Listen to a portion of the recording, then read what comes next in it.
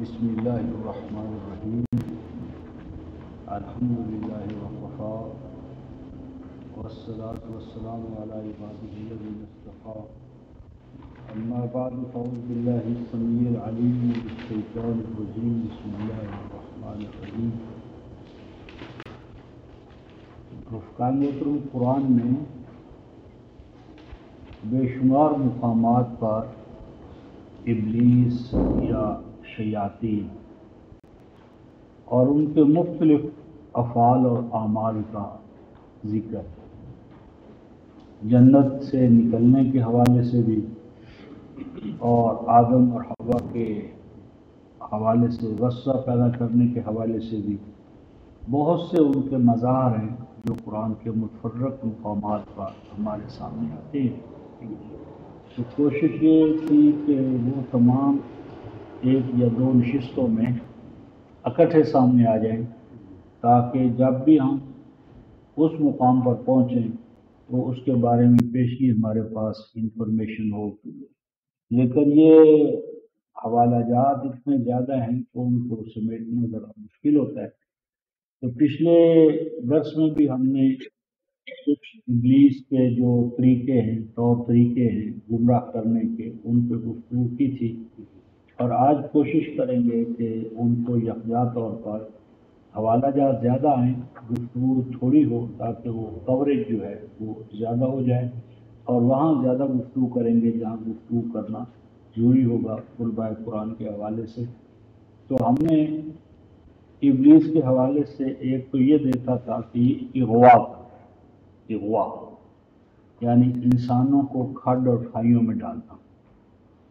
پھر اس کے بعد برے اعمال کو خوبصورت کر دکھانا، برے اعمال کو خوبصورت کر دکھانا، اس کا عنوان ہے تزیین الاعمال۔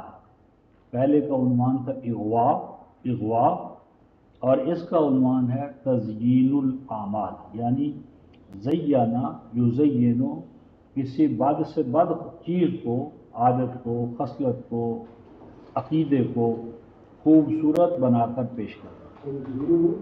کوئی عقیدہ ہو، عادت ہو، ہاں، تزیین اعمال یعنی برے سے برے عقیدے کو، عمل کو، فکر کو، سوچ کو، عادت کو اچھے سے اچھا، جسے آج پراپوگنڈے کا فن کہتے ہیں۔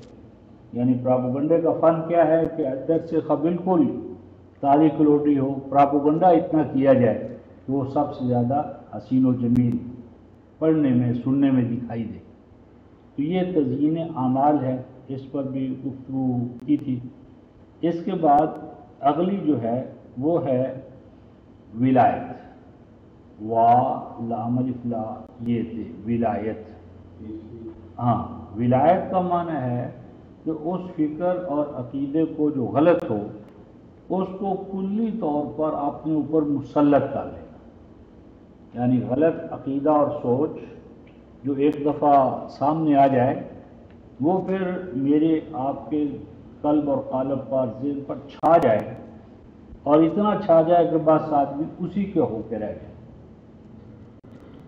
اس کے پھر نتائج کیا نکلتے ہیں، اس ضمن میں ہم سورہ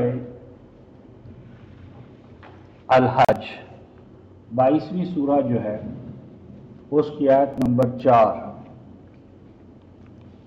22:4،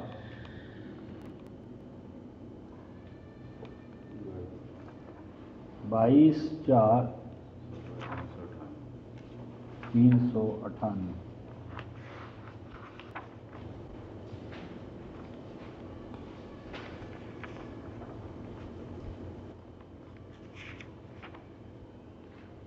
یہاں یہ الفاظ ہیں، یہ پہلی سطر پر ہم تیسری سے شروع کر رہے ہیں۔ وَمِنَ النَّاسِ مَن يُجَادِلُ فِي اللَّهِ بِغَيْرِ عِلْمٍ وَيَتَّبِعُ كُلَّ شَيْطَانٍ مَرِیدٍ۔ فرمایا کہ تمہیں ایسے لوگ بھی ملیں گے، وَمِنَ النَّاسِ، اور ایسے لوگ بھی ہیں، لوگوں میں ایسے لوگ بھی ہیں کہ جو کیا کرتے ہیں، لڑائیاں لڑتے ہیں، یجادل، جھگڑا کرتے ہیں، بحث کرتے ہیں اللہ کے بارے میں، اللہ کے دین کے بارے میں، اس کی ذات و صفات کے بارے میں، یعنی اللہ اور اس کی ذات و صفات کے بارے میں، دین کے بارے میں بحثیں کرتے ہیں۔ جو جادلو لڑائیاں لڑتے ہیں، جھگڑا کرتے ہیں اللہ کے حوزات، صفات، دین، اس حوالے سے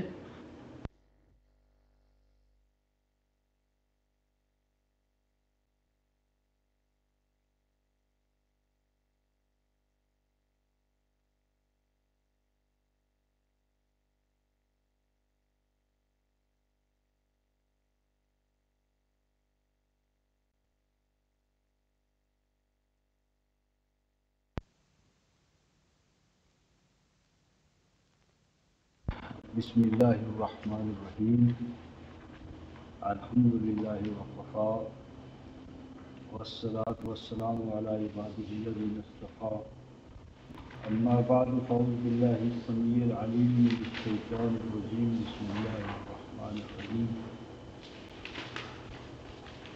رفقان محترم، قرآن میں بے شمار مقامات پر ابلیس یا شیاطین اور ان کے مختلف افعال اور اعمال کا ذکر ہے، جنت سے نکلنے کے حوالے سے بھی اور آدم اور حوا کے حوالے سے، غصہ پیدا کرنے کے حوالے سے بھی بہت سے ان کے مظاہر ہیں جو قرآن کے متفرق مقامات پر ہمارے سامنے آتے ہیں۔ تو کوشش یہ تھی کہ وہ تمام ایک یا دو نشستوں میں اکٹھے سامنے آ جائیں، تاکہ جب بھی ہم اس مقام پر پہنچیں تو اس کے بارے میں پیشگی ہمارے پاس انفارمیشن ہو۔ لیکن یہ حوالہ جات اتنے زیادہ ہیں کہ ان کو سمیٹنا ذرا مشکل ہوتا ہے۔ تو پچھلے درس میں بھی ہم نے کچھ ابلیس کے جو طریقے ہیں، طور طریقے ہیں گمراہ کرنے کے، ان پہ گفتگو کی تھی، اور آج کوشش کریں گے کہ ان کو یکجا طور پر حوالہ جات زیادہ آئیں، گفتگو تھوڑی ہو، تاکہ وہ کوریج جو ہے وہ زیادہ ہو جائے، اور وہاں زیادہ گفتگو کریں گے جہاں گفتگو کرنا ضروری ہوگا طلباء قرآن کے حوالے سے۔ تو ہم نے ابلیس کے حوالے سے ایک تو یہ دیکھا تھا کہ اغوا کرتا ہے، اغوا یعنی انسانوں کو کھڈ اور کھائیوں میں ڈالنا۔ پھر اس کے بعد برے اعمال کو خوبصورت کر دکھانا، برے اعمال کو خوبصورت کر دکھانا، اس کا عنوان ہے تزیین الاعمال۔ پہلے کا عنوان تھا اغوا، اغوا، اور اس کا عنوان ہے تزیین الاعمال، یعنی زینا یزینو، کسی بد سے بد چیز کو، عادت کو، خصلت کو، عقیدے کو خوبصورت بنا کر پیش کرنا۔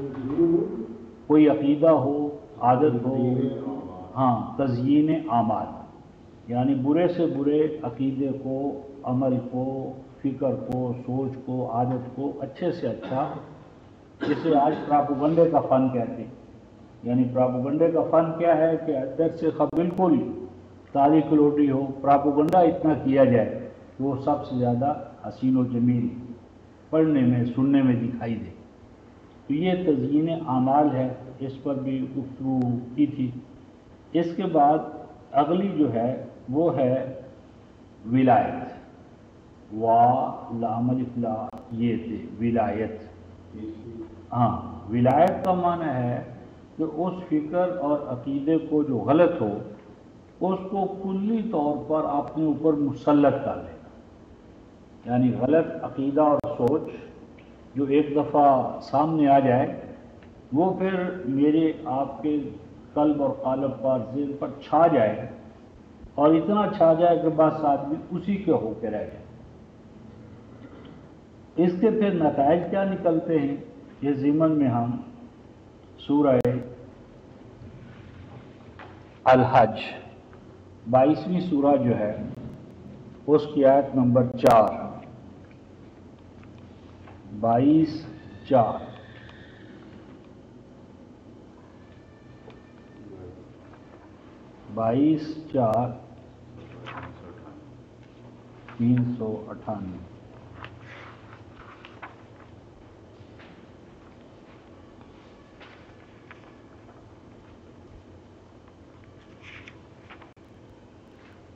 یہاں یہ الفاظ ہیں،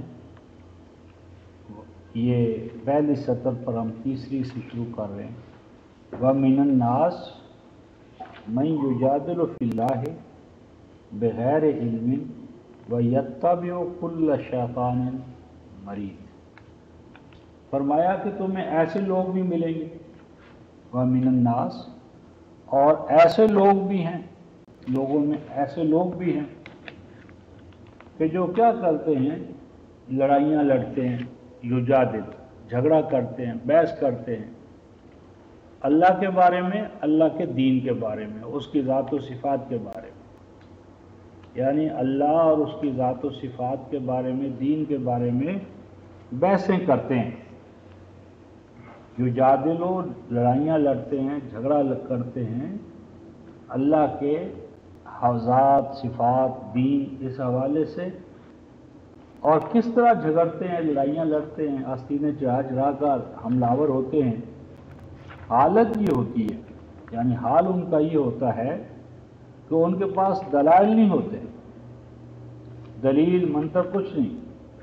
کس طرح وہ آپ پر لڑائی لڑنے کے لیے چڑھائی کریں گے، اس کا نقشہ کھینچا ہے۔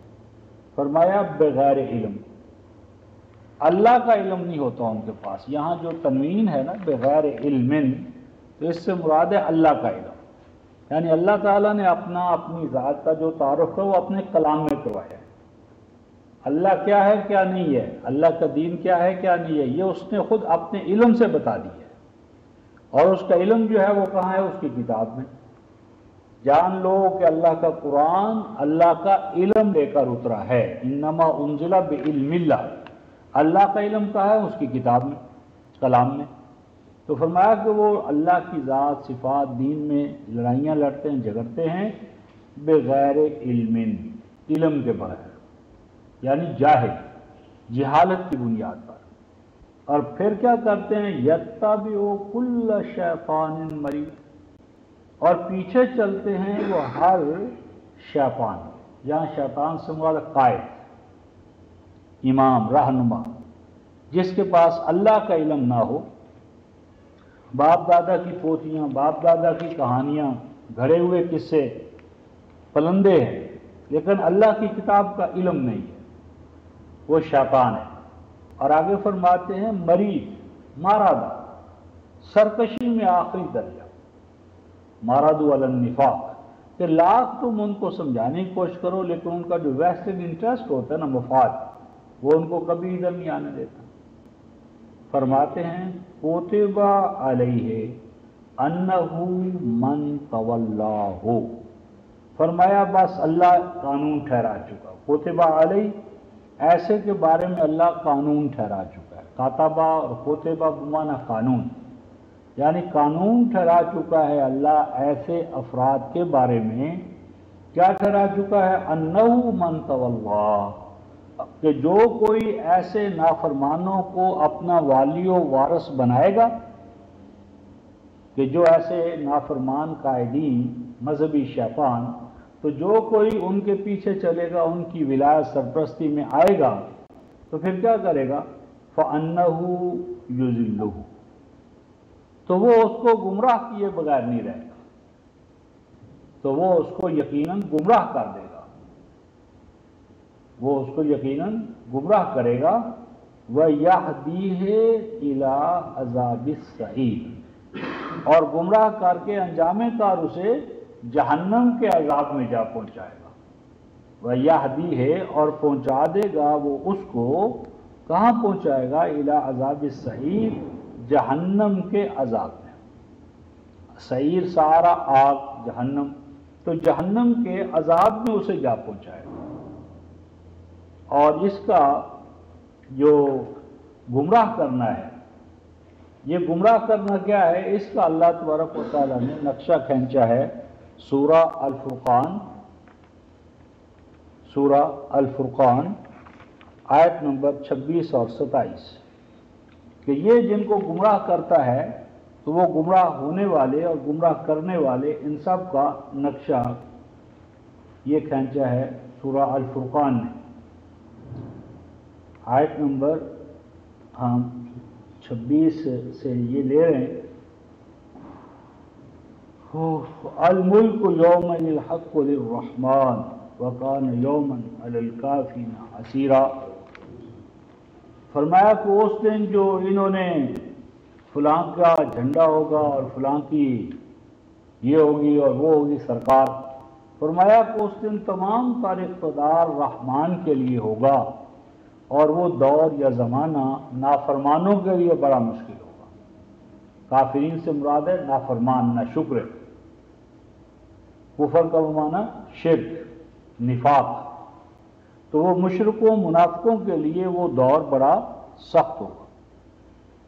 وَيَعُضُّ الظَّالِمُ عَلَىٰ يَدَيْهِ، اور یہ ظالم کیا کر رہے ہوں گے؟ یہ ہاتھ کاٹ رہے ہوں، عَضَّ عَلَىٰ، ہاتھ کاٹنا، چبانا، چبا رہے ہوں گے ظالم اپنے ہاتھوں کو، یعنی جس طرح ہم حسرت سے ندامت سے انسان اپنا ہاتھ چباتا ہے، تو حسرت سے ندامت سے غصے سے اپنا ہاتھ چبائیں گے۔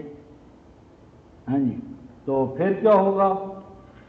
فرمایا کہ یقول، وہ غصے کے عالم میں کہہ رہے ہوں گے، یا لیتنی اتخذت مع الرسول سبیلا، اے کاش کہ میں رسول کے راستے پر چلتا اور رسول کے ساتھ چلتا۔ کیا معنی؟ رسول والا راستہ میں اختیار کرتا۔ رسول والا راستہ کیا ہے؟ قرآن والا راستہ۔ دلیل 12:108، قل ھذہ سبیلی، اے رسول اعلان کر کہ قرآن کا راستہ میرا راستہ ہے۔ 12:108 کہ قرآن پر چلنے والا میرے راستے پر چل رہا ہے، کیونکہ میں قرآن کے راستے پر چل رہا ہوں۔ ھذہ سبیلی، میں 8 کہ میں رسول کے معیت میں ساتھ ساتھ اللہ کے راستے پر چلتا، اور اے کاش کہ میں، یا ویلتا، اے کاش کہ میں نہ بناتا فلاں کو اپنا خلیل، رہنما، قائد، دیدہ و دل فرشیرہ، سب کچھ قربان کر کے اس کو میں نے پا لیا، خلیل بنایا۔ اور اس خلیل نے کیا کیا؟ رفقا محترم یہ الفاظ آ رہے ہیں، لقد اضلنی عن الذکر بعد اذ جاءنی، جس کو میں نے اپنا پیر و مرشد بنایا، اپنا ہاتھ اس کے ہاتھ میں رکھ دیا، پیر و مرشد بنایا، خلیل بنایا۔ خلیل کیوں بنایا تھا؟ کہ وہ مجھے راستہ دکھائے گا اللہ کا، لیکن اس نے میرے ساتھ کیا کیا؟ لقد اضلنی عن الذکر بعد اذ جاءنی، جب اللہ کا ذکر میرے پاس آ چکا تھا تو اس نے مجھے اللہ کے ذکر سے الگ کر دیا۔ ذکر سے مراد یہاں بھی کتاب سے، ہاں، اس کا حوالہ لکھ لیں، ذکر سے مراد کتاب اللہ ہے۔ یہاں بھی کتاب، ہاں، آگے بھی آ رہا ہے 41-41،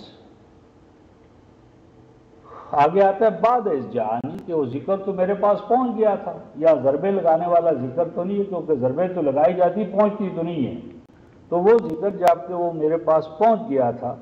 اور آگے فرماتے ہیں وَقَانَ الشَّیطَانُ لِلْإِنسَانِ خَذُولًا، اور وہ شیطان ہے جو انسان کو قرآن سے دور، اس کو گمراہ کرنے کا اور اس کے ذلیل و خوار ہونے کا سامان پیدا کرتا ہے۔ یعنی جو شخص بھی آپ کو یا مجھے قرآن سے دور کرتا ہے وہ انسان نہیں ہے، اصلاً وہ شیطان ہے۔ اصلاً وہ شیطان جو قرآن سے آپ کو دور کرے وہ اول درجے کا دشمن ہے۔ وَقَانَ الشَّیطَانُ لِلْإِنسَانِ خَذُولًا، اور جب ایسے ظالم اللہ کے حضور میں یہ اعتراف کریں گے کہ ہمیں فلاں ظالم نے گمراہ کیا، فلاں نے کیا، تو اللہ پاک فرماتے ہیں پھر رسول پاک کے استغاثہ دائر کریں گے۔ اب تو ہر بات پہ کہتے ہیں نا کہ رسول ہماری شفاعت کر دیں گے، کوئی بات نہیں ہے، شفیع المذنبین آ جائیں گے گنہگاروں کی سفارش کرنے کے لیے۔ تو سالو بھائی یہی بھروسہ ہے نا، کوئی اور بھروسہ تو نہیں ہے۔ لیکن اللہ کے رسول کیا کہیں گے؟ وقال الرسول، اور رسول پاک صلی اللہ علیہ وسلم اس دن میں، قیامت میں رب کے حضور میں یہ کہیں گے کہ یا رب، اے میرے پروردگار، ان قوم اتخذوا ھذا القرآن مہجورا، اے اللہ میری اس قوم نے اس قرآن کو مہجور کر دیا۔ اب یہاں امت ہی نہیں کہا، امت ہی نہیں کہا، کیونکہ امت تو ہوتی ہے راستے پر چلنے والی، یہ تو قوم ہے، یہ تو ورثہ ہے۔ ہم مسلمان کے گھر میں پیدا ہو گئے ہیں تو اسلام ہمارا ایک قومی مذہب ہے، ہم نے خود اڈاپٹ نہیں کیا، ہمارا اپنا فیصلہ نہیں ہے۔ اور اس میں یہ بات بھی آ گئی کہ ذکر ما قبل جو کہا تھا وہ کیا تھا؟ قرآن ہی تھا، کہ ذکر سے مراد قرآن ہی ہے، وقان الشیطان، یعنی ذکر قرآن ہے تو رسول استغاثہ دائر کریں گے کہ اللہ اس میری امت کے جو اب قوم بن چکی ہے اس کے اعمال بتاتے ہیں کہ انہوں نے قرآن کو کیا کر دیا تھا؟ مہجورا۔ اور مہجور میں نے بار عرض کیا کہ اس جانور کو کہتے ہیں کہ جس کے گلے کا اگلا جو گلا ہے اس کا جو رسہ ہے نا پچھلی ٹانگوں کے ساتھ باندھ دیے جائے تاکہ وہ بھاگ نہ سکے، کہیں ادھر ادھر نہ جا سکے۔ تو یہ کیا ہے کہ ہر فرقے نے اپنی اپنی جو فرقہ وارانہ آرزویں، پسند و ناپسند اور خواہشات، یہ جو رسیاں ہیں نا باپ دادا کی روایات کی رسیوں میں قرآن کو جکڑ رکھا ہے، کہیں شان نزول ہے، کہیں ناسخ و منسوخ ہے۔ کہتے صاحب یہ جو آپ قرآن اس کا تو آپ شان نزول تو بیان ہی نہیں کرتے، یہ آیت تو کہتے ہیں یہود کے لیے ہے، کوئی آگے کہتا ہے نصارہ کے لیے، تو یعنی کچھ قرآن یہود کے لیے، کچھ نصارہ کے لیے، کچھ اس وقت کے مشرکوں کے لیے۔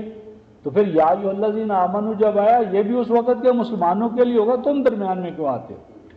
چھٹی کرو، یعنی یا ایھا الذین آمنوا اپنے لیے، اور جو مشرکوں، کافروں، ظالموں، یہود نصارہ کی خرابیاں وہ اگر ہمارے اندر پائی جائیں، کہتے صاحب اس میں ذکر نہ کرو، یہ تو اس وقت کے یہود کی بات ہے۔ تو یہ اللہ پاک کا اعلان ہے کہ جو کوئی ان شیطانی قوتوں کو اپنا رہبر و رہنما بنائے گا تو پھر کیا کرے گا؟ یضلہ ویہدیہ الی عذاب السعیر، تو وہ اسے گمراہ کرے گا اور گمراہ کرے گا اور پھر گمراہی میں کوئی کمی نہیں آنے دے گا۔ یہ جو گمراہ کرنا ہے اور کمی نہ آنے دینا ہے، اس کا ایک نقشہ دیکھیں 43-37 سورہ زخرف،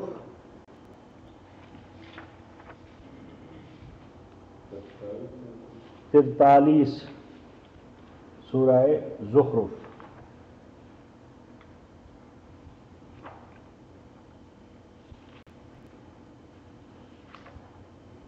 سینتیس صفحہ بتائیں اجازت میں۔ 588 کیا 589 وَمَن يَعْشُ عَن ذِكْرِ الرَّحْمَنِ نُقَيِّضْ لَهُ شَيْطَانًا فَهُوَ لَهُ قَرِينٌ وَإِنَّهُمْ لَيَصُدُّونَهُمْ عَنِ السَّبِيلِ وَيَحْسَبُونَ أَنَّهُمْ مُهْتَدُونَ۔ وَمَن يَعْشُ، عین شین اس کے بعد جو واو ہے وہ گرا ہوا ہے، اصل میں ہے عین شین یا اور عین شین واو۔ آپ نے دیکھا ہوگا کہ بعض اوقات ایک مرض ہے جس کے نتیجے میں رات کو نظر نہیں آتا، اندراہتا، رات کو نظر نہیں آتا۔ وہ جو رات کو نظر نہیں آتا نا اس مرض کو عربی زبان میں اشب کہتے ہیں، عین شین واو۔ اور اشعان کا معنی ہوتا ہے جان بوجھ کر آنکھیں بند کر لینا، کہ جس چیز کو آپ دیکھنا نہیں نہ چاہتے تو انسان آنکھیں پھیر لیتا ہے یا آنکھیں بند کر لیتا ہے، یہ مراد ہے اشعان۔ اور جو کوئی آنکھیں پھیر لیتا ہے، آنکھیں بند کر لیتا ہے، کس سے آنکھیں بند کرتا ہے؟ عن ذکر الرحمن، رحمان کے ذکر سے، مراد قرآن پاک، کہ جو کوئی قرآن پاک سے اپنی آنکھیں بند کر لیتا ہے پھر اس کا انجام کیا ہوتا ہے؟ فرمایا نقیض لہ شیطانا، کاف یہ ذات، قید کہتے ہیں یہ جو آپ کا گدھا یا گھوڑا اس میں کڑیالہ منہ میں ڈال دیتے ہیں نا، کڑیالہ، تو کڑیالہ منہ میں آیا ہوا ہو تو بچہ بھی بیٹھ جائے تو جدھر نکیل لگام موڑ دے گا وہ چلا جائے گا، اور اگر کڑیالہ نہیں ہوگا تو کبھی کنٹرول میں نہیں آئے گا۔ نقیض لہو شیطان، جو کوئی ہمارے قرآن سے اپنی آنکھیں بند کرے گا تو اس کے منہ میں کڑیالہ اور بیٹھ جائے گا کاٹھی ڈال کر شیطان۔ یعنی جو ہی کسی نے اپنی آنکھیں قرآن سے بند کر لی، شیطان پھر اس کے اوپر سوار ہو جاتا ہے۔ تو شیطان کیا کرتا ہے؟ فَهُوَ لَهُ قَرِينٌ، پھر دن ہو، رات ہو، صبح ہو، شام ہو، ہر وقت وہ اس کے اوپر مسلط رہتا ہے۔ مفت کی سواری مل گئی، وہ کیوں چھوڑے؟ فَهُوَ لَهُ قَرِينٌ، کہیں بھاگی نہ جائے۔ تو اب وہ کریم بن جاتا ہے۔ کارانہ کا معنی ہوتا ہے جس طرح دو سینگ ہوتے ہیں نا، دو سینگ، تو سینگوں میں کیا فاصلہ ہوتا ہے؟ تو جس طرح دو سینگ ایک دوسرے کے لیے قرین ہے، ہر ایک سینگ دوسرے کے لیے قرین ہے، ملا ہوا، تو پس ان دونوں کا ملاپ ہو جاتا ہے، ملاپ، وصال۔ اور فرمایا کہ یہ کوئی ایک فرد نہیں ہوتا۔ آگے وَإِنَّهُمْ لَيَصُدُّونَهُمْ عَنِ السَّبِيلِ، ان شیطانوں کا ہدف اور ٹارگٹ بس ایک ہی ہوتا ہے۔ وہ کیا ہوتا ہے؟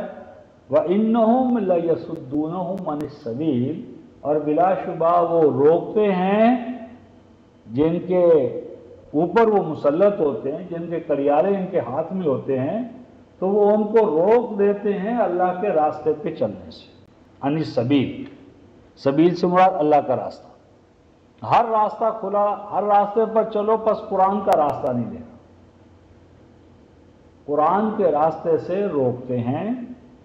باقی جدھر چکو کہ آپ جانتے ہیں کہ صحیح جواب ہمیشہ ایک ہوتا ہے اور غلط جواب کی کوئی حد ہی نہیں ہے۔ یعنی آپ 2 اور 2 4، 2 ضرب 2 4، یہ صحیح جواب ہے، صحیح جواب ایک ہی ہوگا، اور غلط جواب لا تعداد، کرتے جائیں، کوئی حد ہی نہیں اس کی۔ تو چونکہ وہ برخود غلط ہوتے ہیں، اللہ کا صحیح راستہ ان کے پاس نہیں ہوتا، اس لیے ارشاد فرماتے ہیں کہ وہ بہکانے والے بہکاتے چلے جاتے ہیں، وہ بہکتے چلے جاتے ہیں۔ وَيَحْسَبُونَ أَنَّهُمْ مُهْتَدُونَ، اور جن کو وہ گمراہ کرتے ہیں وہ سمجھتے نہیں ہم تو اللہ والے بن گئے۔ وَيَحْسَبُونَ، اور وہ گمان کرتے ہیں، أَنَّهُمْ مُهْتَدُونَ، کہ وہ تو خالص ہدایت یافتہ ہے۔ یعنی کوئی گمراہ سے گمراہ بھی کبھی اپنے آپ کو نہیں کہتا کہ وہ گمراہ ہو گیا۔ یعنی کوئی چور جو ہے، ڈاکو جو ہے، راہزن جو ہے، تو وہ ڈاکہ ڈالتا ہے اللہ کے دین پر، ایمان پر، لیکن کیا کہتا ہے؟ وہ کہتا ہے وَيَحْسَبُونَ، اور یقین کرتے ہیں، گمان کرتے ہیں اپنے بارے میں، أَنَّهُمْ مُهْتَدُونَ، کہ ہدایت تو انہی کے پاس ہے، ان کے علاوہ تو کسی کے پاس ہدایت ہی نہیں ہے۔ اور یہ خطرہ جو تھا، یہ امت کو، مجھے اور آپ کو، اس امت کو بھی یہ خطرہ تھا کہ کہیں یہ بھی شیطان کے بہکاوے میں آ کر اللہ کی کتاب کو نہ چھوڑ بیٹھے۔ اس خطرے کا ذکر اللہ تعالیٰ نے انہی شیاطین کے حوالے سے سورہ الاعراف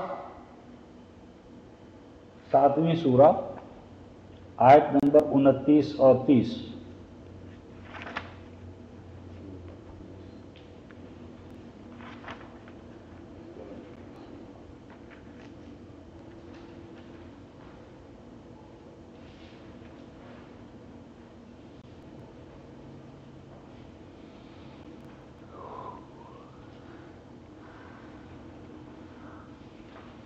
کیا صفحہ ہے ریحان؟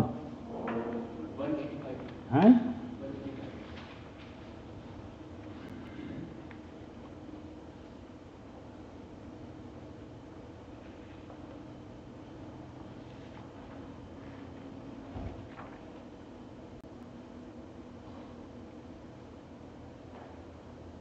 یہ کیا صفحہ مل گیا؟ 185۔ فرماتے ہیں کہ پیچھے ذکر ہے کہ وَدُوهُ مُخْلِصِينَ لَهُ الدِّينَ، دعوت دیتے رہنا تم اس اللہ کی دعوت دیتے رہنا اس اللہ کی دعوت جو ہے نا، یہ دعا یدو دو معنی میں قرآن میں استعمال ہوتا ہے، ایک پریچنگ، کالنگ، آواز دینا، منادی کرنا، اور دوسرا حاجات و ضروریات میں اللہ کو پکارنا، ما فوق الاسباب۔ بس تم اللہ کی منادی کرتے رہنا اور حاجات و ضروریات میں ما فوق الاسباب حوالے سے اس ایک الہ واحد کو پکارتے رہنا۔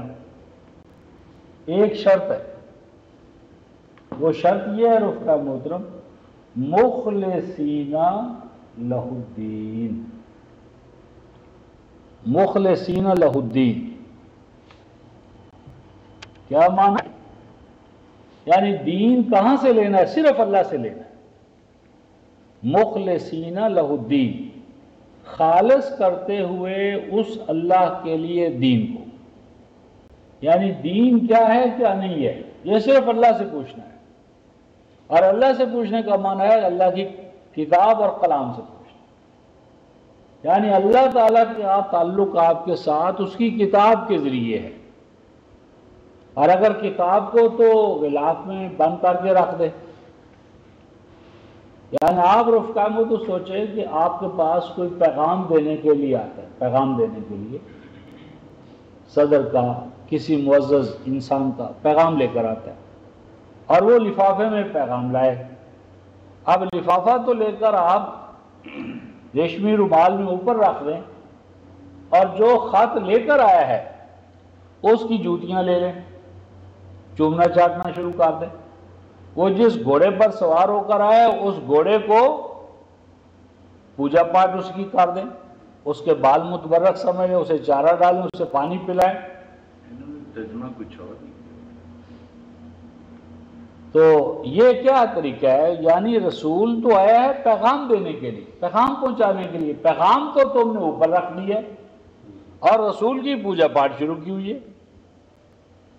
یعنی رسول آئے ہیں پیغام دینے کے لیے، اور پیغام لائے ہیں قرآن، یعنی قرآن کا پیغام جو میرے اور آپ کے پاس ہمارے گھروں میں محفوظ ہے اس پر تو توجہ نہیں دیتا اور روئے جا رہا ہے، سرکار مدینہ بلا لو مجھے، سرکار مدینہ بلا لو مجھے۔ اللہ کے بندے، سرکار مدینہ کیا پیغام تو یہ دے گئے؟ اللہ کا قرآن، اللہ کا قرآن تو کھولتا نہیں ہے، سرکار مدینہ کا روزہ دیکھنا چاہتا ہے۔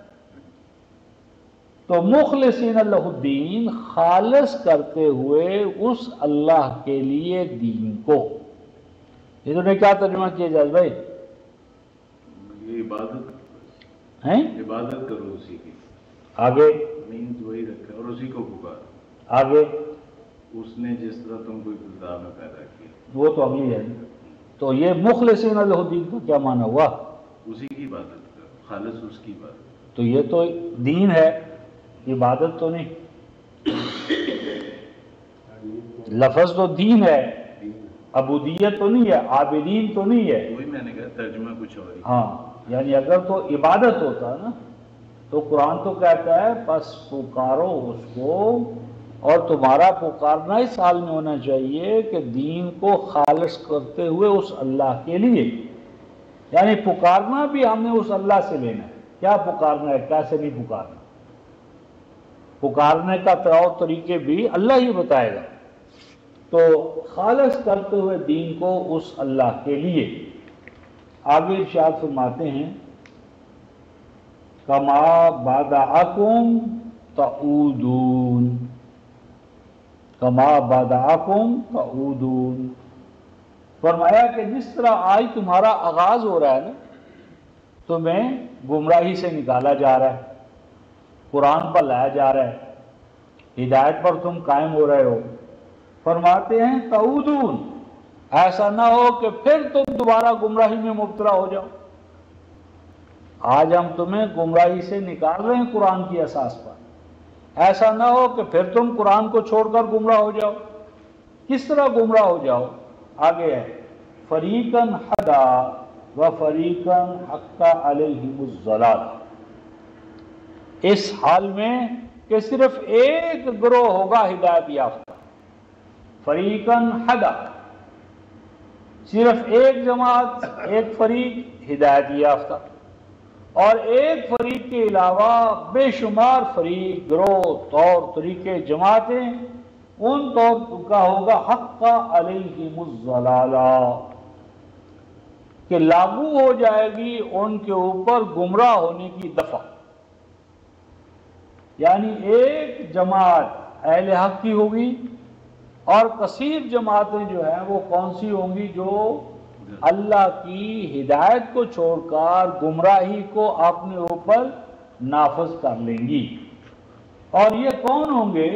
فرمایا انہم اتخذوا الشیاطین اولیاء من دون اللہ، فرمایا کہ یہ وہ لوگ ہوں گے جنہوں نے پکڑ لیا شیطانوں کو اپنا رہنما،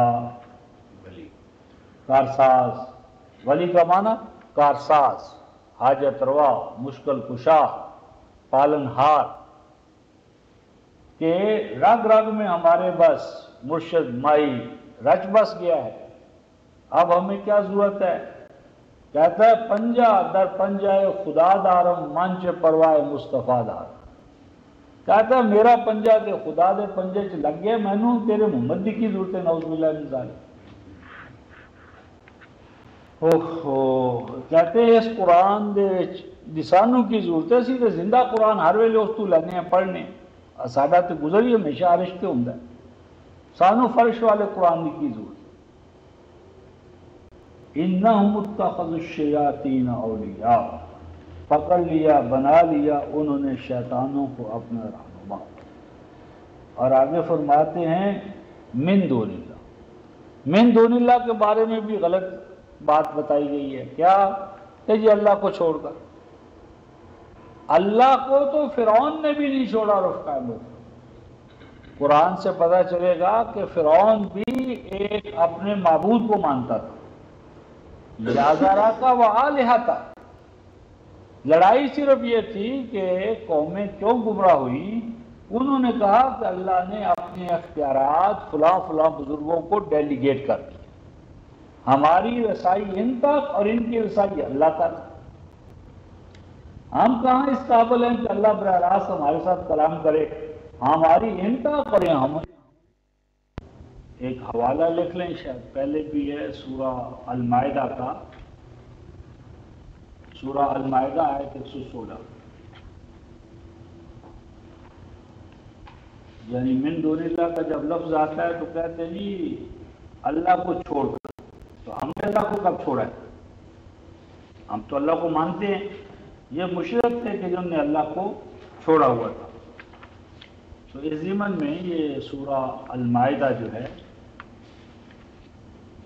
اس میں اللہ تعالیٰ ارشاد فرماتے ہیں، آیت نمبر 116، 5:116، وَإِذْ قَالَ اللَّهُ، اور جب اللہ تعالیٰ ارشاد فرمائیں گے، یا عیسیٰ ابن مریم، اے عیسیٰ ابن مریم، اَأَنْتَ قُلْتَ لِلنَّاسِ، کیا تو نے لوگوں کو کہا تھا؟ انت قلتا، کیا تو نے کہا تھا؟ للناس، لوگوں کو کیا کہا تھا؟ اتخذونی و امی الہین من دون اللہ، کہ مجھے اور میری ماں کو بنا لو الہین، دو اللہ، دو کارساز، دو حاجت روا، دو مشکل کشا، اور آگے کیا ہے؟ من دون اللہ، من دون اللہ۔ اب اللہ کو چھوڑ کر آج روئے زمین پر نصارہ موجود ہیں، پوچھ لیں کیا تم اللہ کو چھوڑے ہوئے ہو؟ اللہ کو تم نہیں مانتے؟ کوئی نصرانی نہیں کہے گا کہ میں اللہ کو نہیں مانتا، جا کر مشاہدہ کر لیں، پوچھ لیں۔ ابھی انڈیا میں پوپ آیا ہوا، اس سے پوچھیں کہ تم اللہ کو مانتے ہو یا نہیں؟ یعنی کسی قوم نے اللہ کو چھوڑ کر گمراہ نہیں ہوئی، وہ جو بھی ہوئی اللہ کے ساتھ ہوئی، یعنی اللہ سے ورے اللہ بنا لی، کہ اللہ تو بہت بلند و بالا ہے، اس تک ہماری رسائی کہاں ہو سکتی ہے؟ اللہ سے ورے، یعنی مذہبی پیشوا، قائدین، آبار، رہبان، کس طرح اس کا قرآن نے ایک نقشہ کھینچا ہے۔ 9:31 دیکھیں،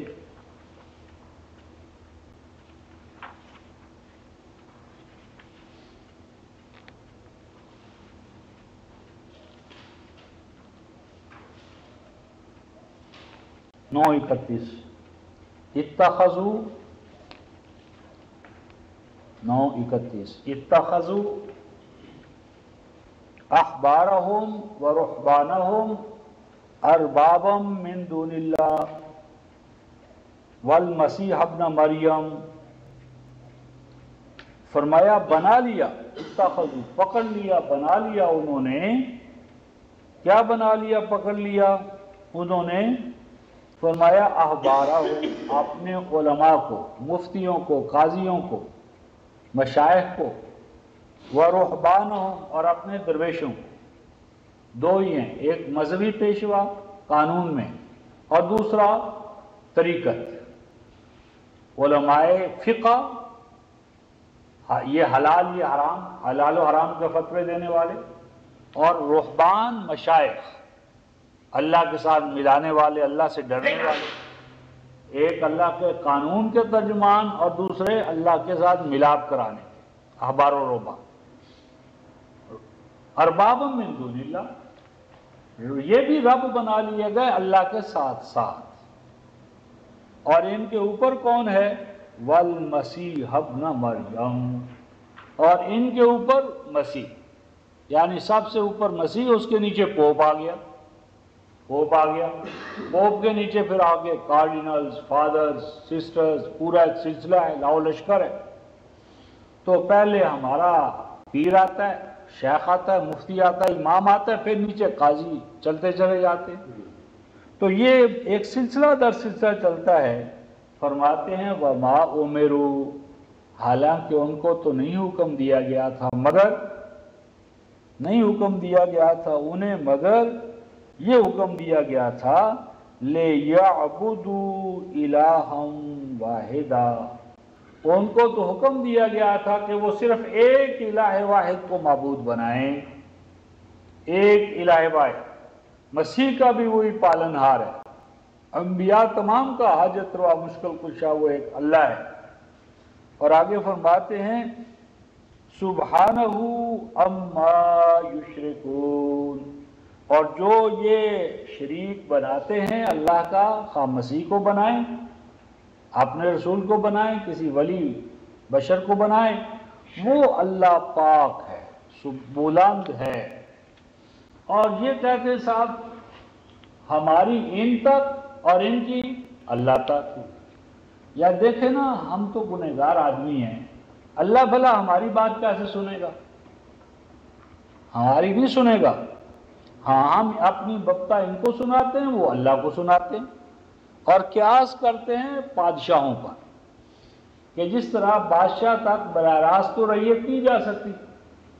हम तो अपने चौधरी साहब को कहेंगे, फिर वो अगले चौधरी को, फिर अगले चौधरी को। हिला वसीला इसके बगैर कैसे चलेगा?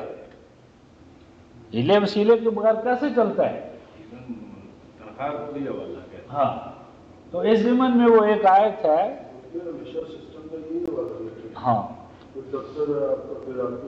हाँ, तो ये एक पूरा लाओ लश्कर है।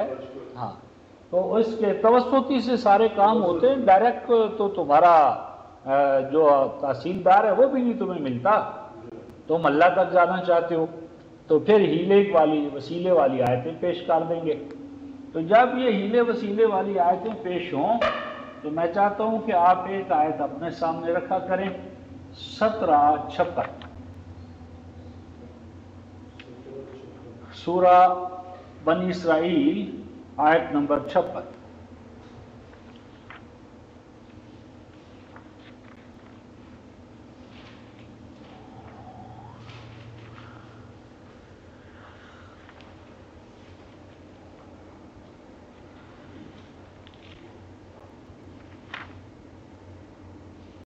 ये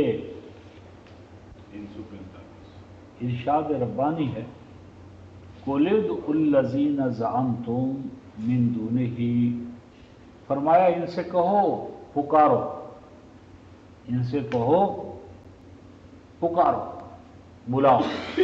इनको बुलाओ, अल्लज़ीना ज़अमतुम, जिनको तुमने गुमान कर रखा है, मिन दूनिही, उस अल्लाह के साथ साथ पुकारो। फला यमलिकून कश्फ ज़ुर्र अन्कुम वला तहवीला, فرمایا کہ کسی کے اختیار میں یہ نہیں ہے کہ وہ کسی کی کوئی مشکل کو دور کر سکے، ولا تحویلا، اور نہ مشکلوں کو پھیرنا۔ مشکل کشائی، حاجت روائی اللہ کے لیے ہے، کسی کو اللہ نے یہ اختیار نہیں دیا۔ آگے ہے اولئک الذین یدعون یبتغون الی ربہم الوسیلہ۔ فرمایا تمہیں کہتے صاحب کوئی ہیلا وسیلہ چاہیے بھائی، ہیلے وسیلے کے بغیر تو تنخواہ بھی نہیں ملتی، اور چیخنے چلانے کے بغیر ماں بھی دودھ نہیں دیتی بچے کو۔ اللہ پاک فرماتے ہیں کہ ان سے پوچھو کہ یہ تو تمہیں کہتے ہیں ہمارا وسیلہ فلان۔ اللہ پاک فرماتے ہیں کہ ان سے پوچھو جو پہنچے ہوئے جن کو تم کہہ رہے ہو انہوں نے کون سا وسیلہ پکڑا تھا۔ اولئک، وہ لوگ، یدعون الذین یدعون، جن کو یہ پکارتے ہیں بلاتے ہیں، کہتے ہیں نا یہ ہمارا وسیلہ ہے۔ فرمایا ان سے پوچھو ان کا وسیلہ کون ہے، یعنی آپ پیچھے چلتے جاؤ نا، پیچھے چلتے چلے جاؤ، پیچھے چلتے چلے جاؤ۔ ان کو بھی کوئی وسیلہ چاہیے تھا یا نہیں؟ ہمیں تو اللہ وسیلے کے بغیر نہیں ملتا، یعنی یہ تمام وسیلے کہاں جا کر ختم ہوں گے؟ کسی نبی ولی پر تو ختم ہوں گے یا نہیں؟ یعنی اس کا وسیلہ کون تھا؟ یعنی یہ وسیلے کا جتنا نظام ہے کہیں تو جا کر ختم ہوگا نا، تو جہاں پر یہ ختم ہوگا اس کا وسیلہ کیا تھا؟ یبتغون الی ربہم الوسیلہ ایہم اقرب، کہ جو ان سب سے زیادہ پہلی دفعہ جسے اللہ کا قرب ملا، بتاؤ اس کو جو قرب ملا تو کس کے وسیلے سے ملا؟ یعنی آدم کو ملا، نوح کو ملا، محمد رسول اللہ کو ملا، جو بھی تمہارے نزدیک مقرب ہے اس کو کس کے وسیلے سے ملا؟ یعنی اگر وسیلہ لازم ہے تو جو پہلے بزرگ تھے ان کا بھی تو کوئی وسیلہ ہوگا، وسیلے کے بغیر تو تم کہتے ہو اللہ دے گا نہیں۔ تو پہلی دفعہ جب اللہ نے دیا، اللہ نے آپ کو اور ہمیں خلق کیا تو کس کے وسیلے سے کیا؟ یعنی اللہ وسیلے کے بغیر نہیں چلتا تو آغاز کار کیسے ہوا؟ آغاز کار میں اس کی رحمت کے سوا کوئی وسیلہ تھا؟ اس کی اپنی حکمت، اس کی اپنی رحمت، اس کی اپنی خلاقی اور صنائی ہی دراصل اصل وسیلہ ہے۔ سب سے بڑا وسیلہ اس کی رحمت ہے۔ فرماتے ہیں، کیا فرمایا کہ ان سے پوچھو کہ جن کو تم وسیلہ بنا کر بیٹھتے ہو ان کی تو اپنی حالت یہ تھی، یبتغون الی ربہم الوسیلہ ایہم اقرب، کہ وہ خود قرب پانے کے لیے اللہ تبارک و تعالیٰ کا وسیلہ انہیں چاہیے تھا یا نہیں چاہیے تھا؟ وسیلے کے بغیر تو تم کہتے ہو کوئی کام نہیں چلتا، تو جن کو تم نے وسیلہ بنایا بتاؤ ان کا بھی کوئی وسیلہ تھا یا نہیں؟ فرمایا یرجون رحمتہ ویخافون عذابہ۔ فرمایا کہ جن کو تم وسیلہ بنا رہے ہو ان کا اپنا حال یہ تھا کہ وہ تو ہر وقت اللہ کے عذاب سے ڈرتے تھے، میرے عذاب سے ڈرنے والے تھے، اور اعمال کرتے تھے کہ میری رحمت ان کو مل جائے۔ یعنی جن کو تم وسیلہ بنا کر بیٹھے ہو وہ تو خود اللہ کے عذاب سے پکڑ سے لرزہ و ترساں تھے، ہر وقت وہ اللہ تعالیٰ کی پکڑ سے خائف رہتے تھے اور ڈرتے تھے وہ اللہ سے، اس کی پکڑ سے۔ اور آگے فرماتے ان عذاب ربک کان محذورا، بلا شبہ تیرے رب کا جو عذاب ہے اس سے کوئی اپنے آپ کو نہ سمجھے کہ وہ بچ جائے گا۔ اب سب سے بڑا وسیلہ تو رفقائے محترم میرے اور آپ کے لیے کون ہے آخری درجے میں؟ محمد رسول اللہ یہ نا سب سے بڑا وسیلہ، یا اور بھی کوئی ہے ہمارے آپ کے لیے ہیں؟ اب وہ شیعان علی بھی علی کو محمد رسول اللہ سے تو بڑا نہیں بنا سکتے، یا بنا سکتے؟ ہاں آخر کار، یعنی جہاں بھی جائے ابھی کوئی ایسا نہیں ہوا کہ وہ کہے محمد رسول اللہ کو درمیان سے ہٹا دو۔ وسیلہ آخر کار نبی پاک صلی اللہ علیہ وسلم کا ہے، اس کو چھوڑ کر کوئی آگے بڑھ نہیں سکتا۔ اب نبی پاک صلی اللہ علیہ وسلم کا حال کیا ہے ذرا وہ بھی قرآن سے دیکھ لیں۔ آیت 188 سورہ الاعراف، سورہ الاعراف آیت 188۔ جن کو ہم وسیلہ بنا کر بیٹھے ہیں ان کا اپنا حال کیا ہے؟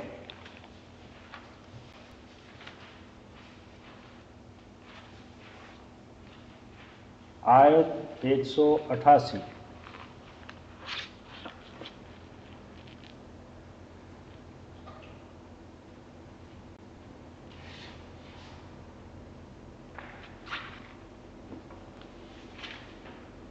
کیا فرماتے ہیں؟ قُل لا املک لنفسی نفعا ولا ضرا الا ما شاء اللہ۔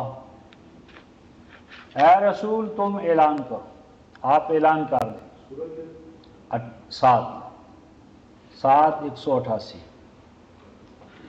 الاعراف اعلان کیا کہ اعلان کرو لا املک، میں تو مالک نہیں ہوں، میرے اختیار میں نہیں ہے۔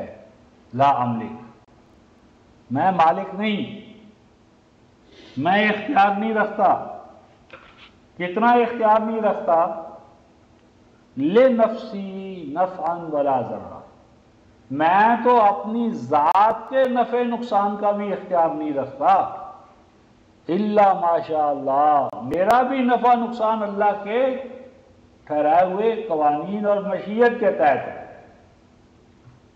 یعنی رسول بھی جو ہے وہ اپنی بیماری کو دور نہیں کر سکتے۔ اب جب غزوہ احد میں رسول اللہ کی طرف کافروں نے تیر پھینکا، پتھر پھینکا، تو کیا آپ کے دانت شہید نہیں ہوئے؟ کیا آپ میں یہ اختیار تھا کہ پتھر آئے آپ کی طرف، آپ آگے ہاتھ کاٹ دیں اور پتھر رک جائے، یا پتھر لگے اور دانت زخمی نہ ہوں؟ تھا اختیار؟ یہ اختیار تھا جوہر بھائی؟ لا املک لنفسی ضرا نفعا ولا ضرا، میں تو اپنے نفع نقصان کو بھی اس کا بھی مالک نہیں ہوں، الا ما شاء اللہ، مگر نفع نقصان جو بھی ہوگا اللہ کی ٹھہرائی ہوئی مشیت سے ہوگا۔ یعنی اگر اللہ تعالیٰ نے جو نفع کے قوانین بنائے ہیں، اگر میں ان کو چھوڑ دوں تو میرے لیے بھی نقصان ہے، اپناؤں تو میرے لیے نفع ہے۔ اب مثلا بارش ہو اور رسول جو ہیں وہ اور ان کی جماعت کھیت کو سیراب نہ کرے، کھیت کو ہل نہ دے، کھیت ہل نہیں چلایا، اور سامنے ایک یہودی، نصرانی، ہندو وہ ہل چلا کر زمین کو تیار کر لے، اوپر سے آئے بادل، بارش، تو کیا ایسا کرے گا کہ کافر کی زمین کو سیراب نہ کرے بارش، اور محمد رسول اللہ کی زمین کو سیراب بھی کرے اور ہل بھی چلا دے؟ تو جب بھائی ہیں، یا جو کھیت مسلمان والا ہے اس میں اس نے ہل نہیں چلایا، بیج نہیں ڈالا، اور جو یہودی کا ہے اس نے ہل بھی چلایا، بیج بھی ڈالا، رکھوالی کی، تو اللہ ایسا کرے گا کہ اس کے کھیت میں جس میں بیج نہیں ڈالا فصل پیدا ہو جائے، اور یہودی کے کھیت میں فصل نہ ہو؟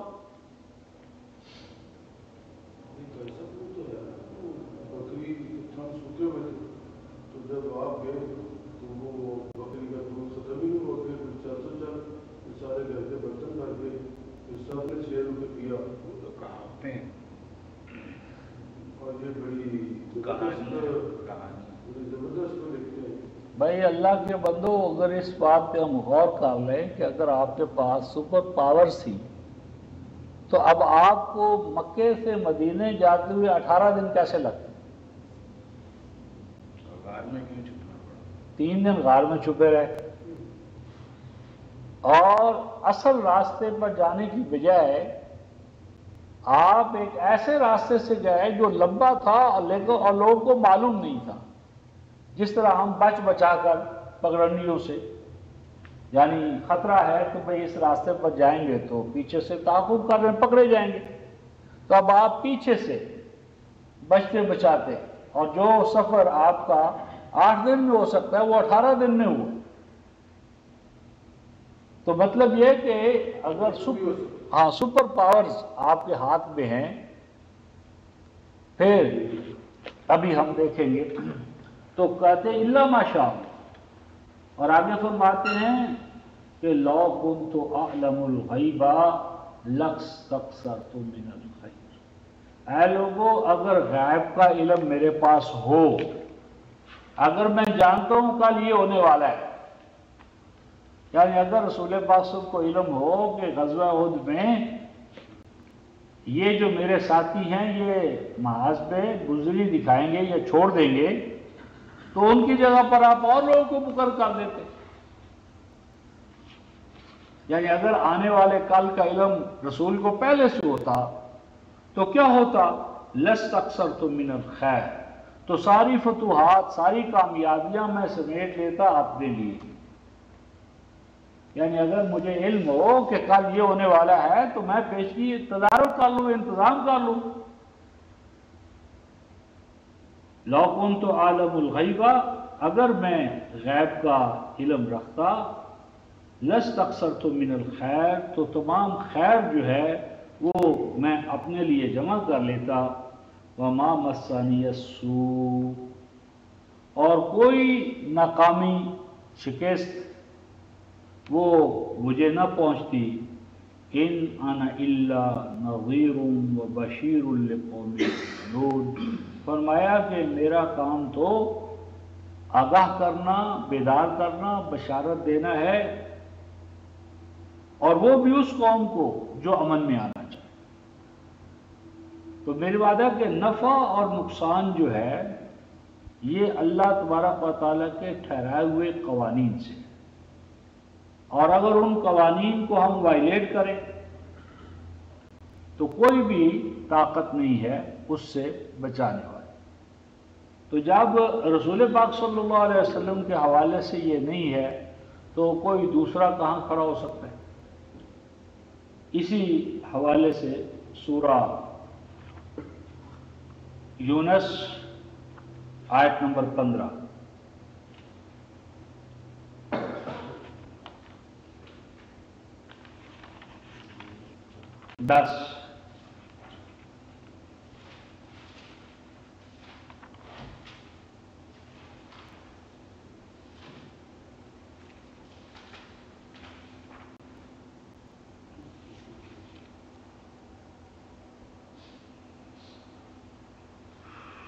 یہ 15-16 دونوں دیتے، قل وَإِذَا تُتْلَى عَلَيْهِمْ آیاتنا بینات، اور جب پیش کی جاتی ہیں ان کے سامنے آیتیں،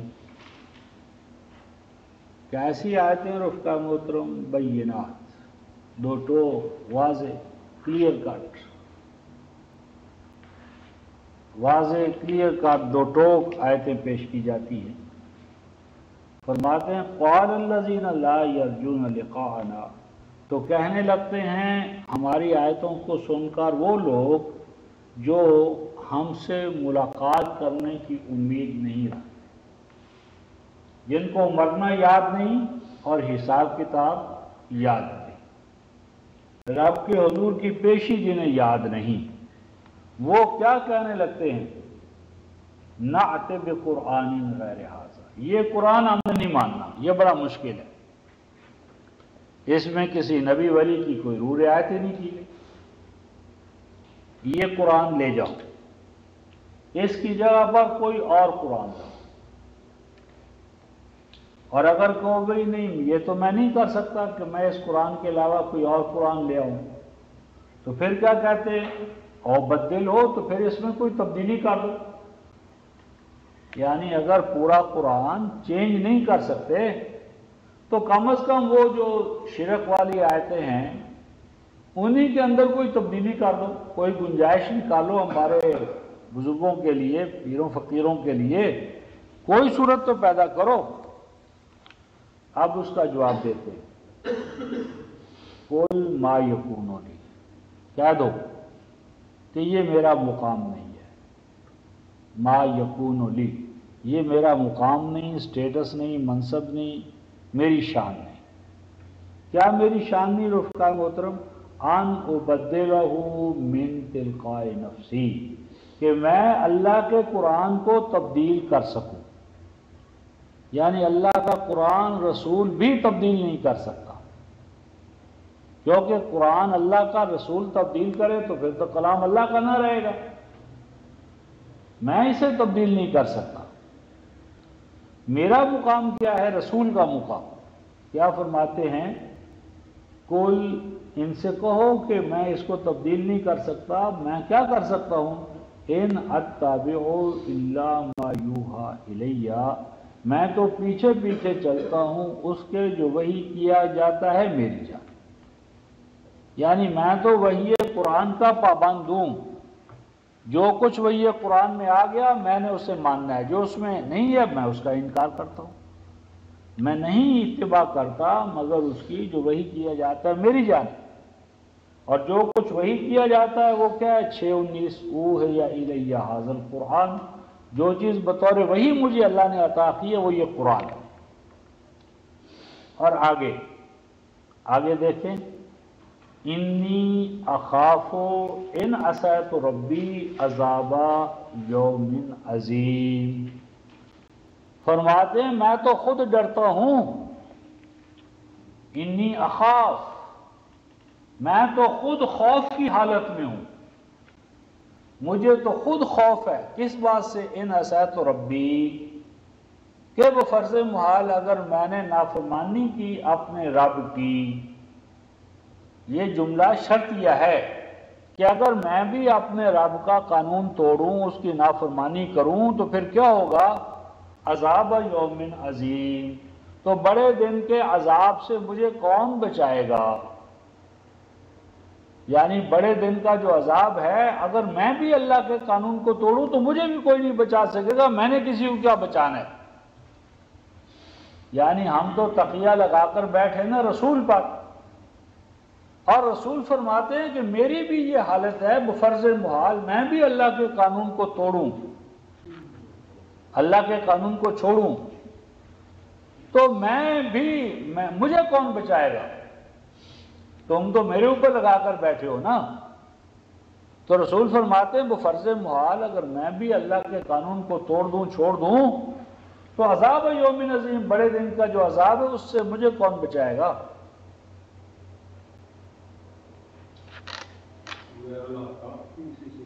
ہیں؟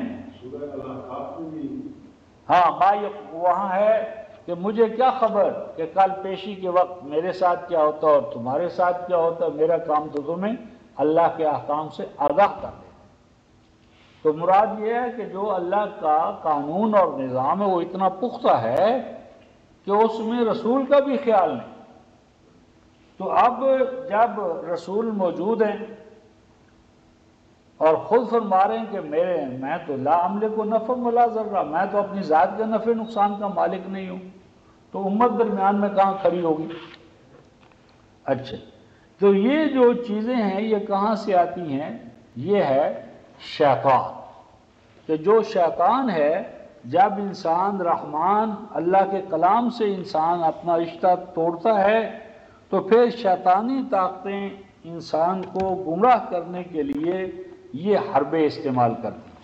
من یعش عن ذکر الرحمن نقیض لہ شیطان، تو پھر شیطانی طاقتیں امتوں کو آ کر بدراہ کرتی ہیں اور بدراہی میں یہاں تک جا پہنچاتی ہیں کہ ان کے اوپر پھر شیطان پوری طرح مسلط ہو جاتا ہے۔ اور وہ جو مسلط ہوتا ہے اس کا ایک نقشہ ہے 58:16 58 58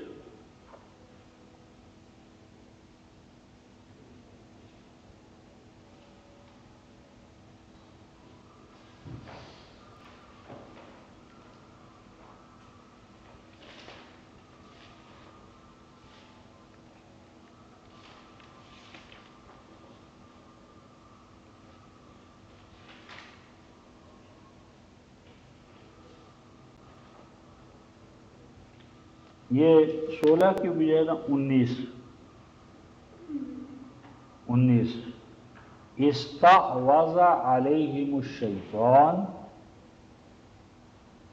فانساہم ذکر اللہ اولئک حزب الشیطان الا ان حزب الشیطان هم الخاسرون۔ فرمایا کہ یہ وہ لوگ ہیں استحوذ علیہم الشیطان۔ استحوذ واو زال، جب کریالہ منہ میں دے دیا جائے تو دو شکلیں ہوتی ہیں۔ بعض اوقات تو انسان جانور کے اوپر بیٹھتا ہے، اور بعض اوقات ایسا ہوتا ہے کہ جانور کے اوپر ہم نے سامان رکھا ہوتا ہے، مثلا گدھا ہے یا اونٹ ہے، اس کے اوپر سامان رکھ دیا ہے اور نکیل ہاتھ میں پڑ کر انسان آگے چلتا ہے۔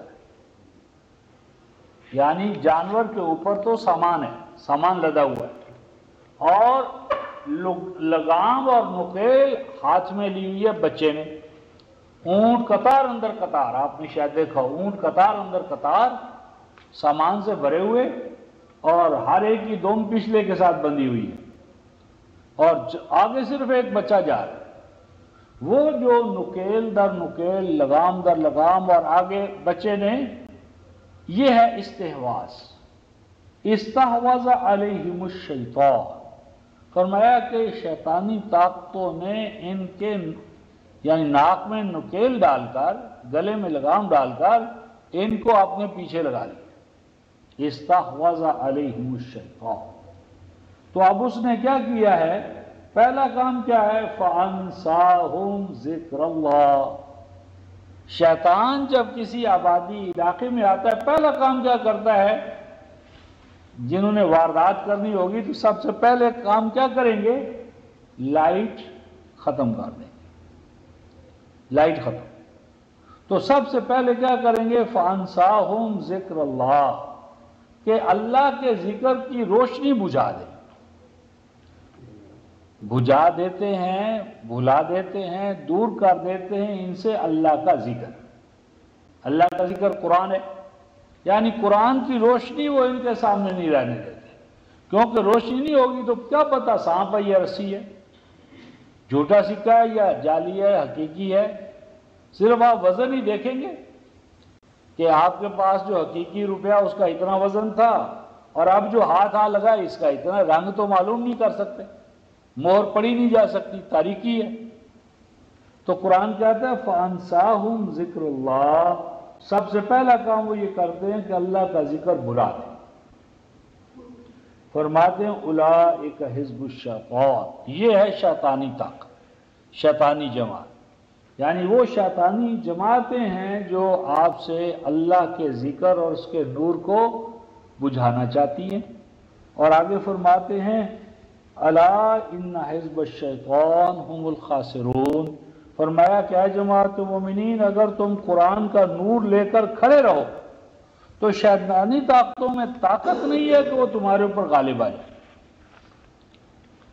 یعنی اگر 1000 نابینا انسان ہوں اور ایک ان کے اندر بینا انسان